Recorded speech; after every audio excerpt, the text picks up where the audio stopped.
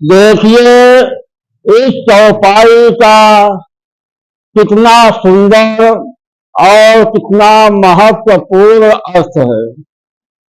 अब कछुनाथ न चाहिए मोरे, दीन दयाल अनुग्रह तोरे। अब कछुनाथ न चाहिए मोरे। भक्त जो है भगवान से प्रार्थना करता है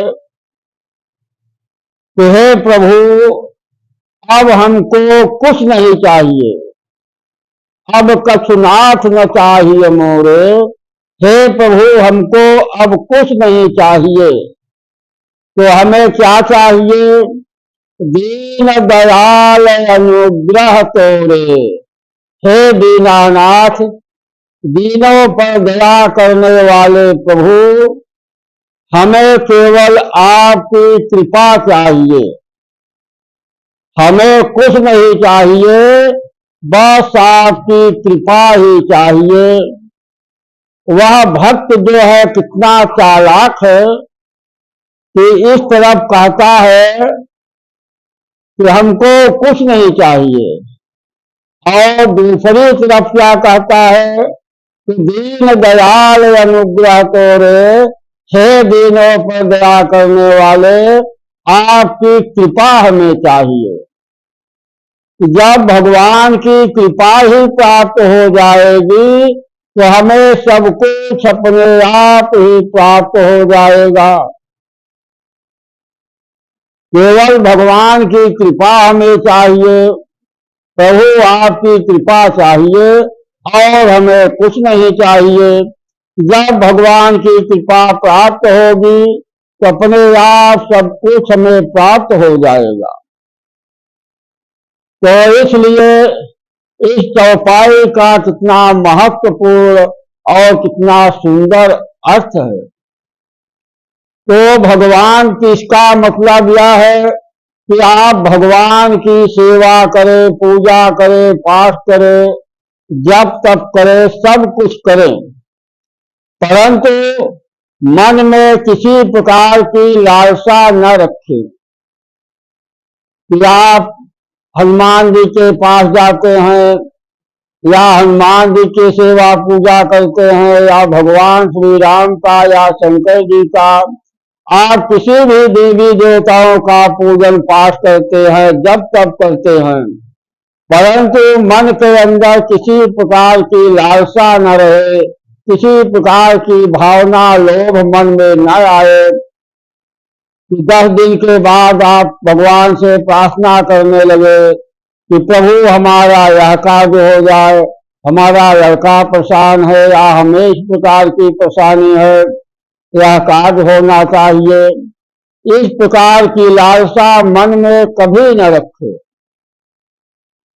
किसी प्रकार की लालसा मन के अंदर न लाए। अपने से जो है निस्वार्थ पूजा और निस्वार्थ सेवा कीजिए, क्योंकि जब आप अपने मन के अंदर इस प्रकार की लालसा ले आएंगे कोई कार्य के लिए, वह कार्य जो है समय आने पर ही होगा, और बिना समय के आप मांग रहे हैं तो आपका कार्य पूरा नहीं हुआ, समय नहीं आया है, तो आपका मन जो है भगवत भक्ति से विमुख हो जाएगा। जब हमारा कोई कार्य ही नहीं हो रहा है तो हमें पूजा पाठ जब तक से क्या मतलब है। हमने अपना यह कार्य करने के लिए यह पूजा पाठ शुरू किया था, दर्शन किया था, कोई कार्य नहीं हुआ, और कार्य तभी होगा जब उसका समय आएगा। बिना समय के कुछ नहीं होता। आप जो है निस्वार्थ भाव से, भक्ति भाव से भगवान की सेवा पूजा जो कुछ भी आप करें, जितना समय मिले आप उतना करें, क्योंकि भगवान तो खुद ही अंतर्यामी है।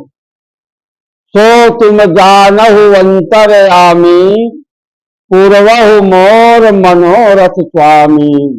इस चौपाई को भी भगवान के सामने पढ़ना चाहिए, क्योंकि भगवान तो खुद ही अंतर्यामी है।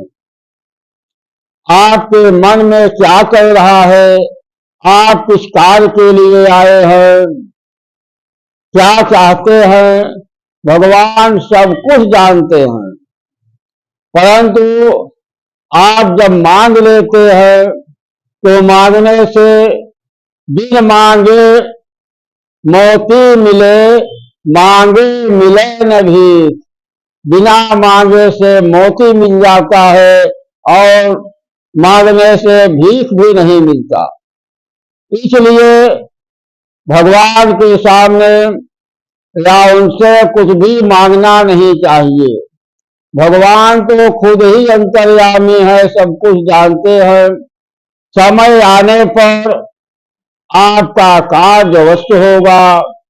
आप मांगे या ना मांगे, आप जो भी सेवा पूजा पाठ करते हैं, एक फूल भी भगवान को चढ़ाते हैं, जो आप धर्म कार्य करते हैं, वह सारा का सारा फल भगवान उठाकर आपको ही देते हैं।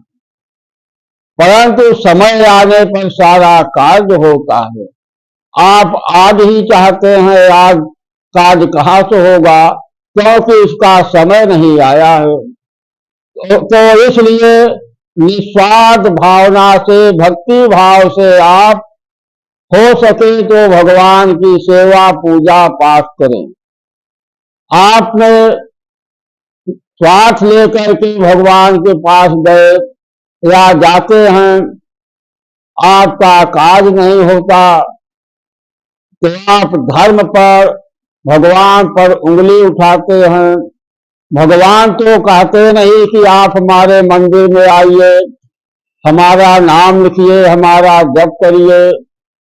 आपका धर्म है, मनुष्य योनि में होने के कारण आपका धर्म है और आपका कर्तव्य कर्म भी है कि आप भगवान की सेवा और पूजा पाठ करें।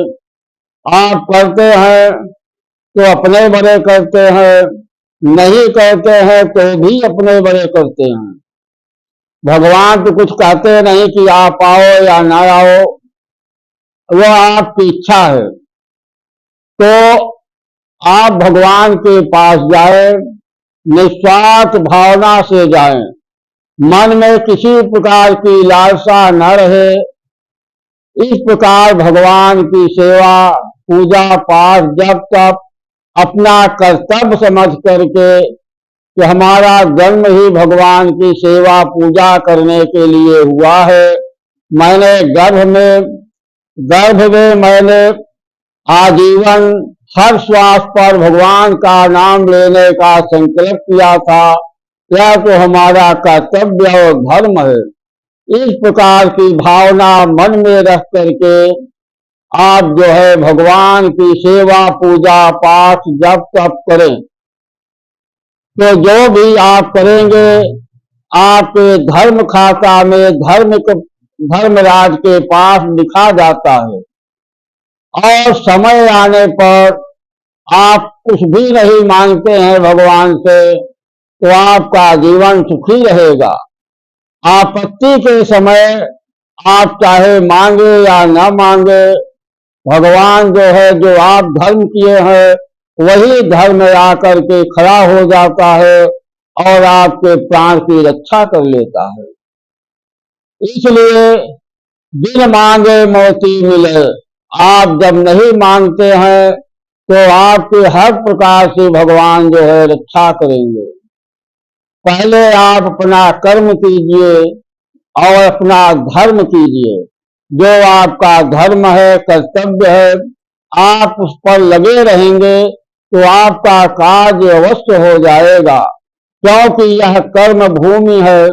बिना कर्म के कुछ भी नहीं मिलता है, चाहे अच्छा हो चाहे खराब हो, खेती हो नौकरी हो, किसी प्रकार का रोजगार हो। आप जब कर्म करेंगे तभी तो उसमें से आपको मिलेगा। इसी प्रकार से भगवान का नाम है। आप जब भगवान का नाम लेंगे, उनकी सेवा करेंगे, तभी तो भगवान की कृपा आपके ऊपर प्राप्त होगी। आप भगवान के पास नहीं जाएंगे, उनकी सेवा पूजा नहीं करेंगे तो उनकी कृपा कैसे प्राप्त होगी। जिस प्रकार से छोटा सा बालक है, वह जब तक रोता नहीं तब तक दूध नहीं पाता है, तो जब रोने लगता है तो उसकी माँ बाप जान जाते हैं कि यह बच्चा जो है भूखा है, उसको दूध पिलाते हैं, खिलाते पिलाते हैं, खिलाते हैं।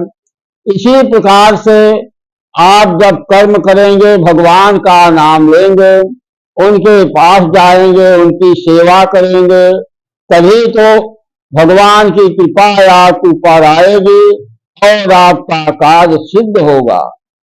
इस प्रकार आप जो है अपने कर्म को करते रहिए, भगवान श्री सीताराम का नाम हमेशा जपते रहिए, अपने कार्य को करते रहिए और सीताराम सीताराम नाम का जप करते रहिए। एक ही साधे सब सधे, सब साधे सब जाए।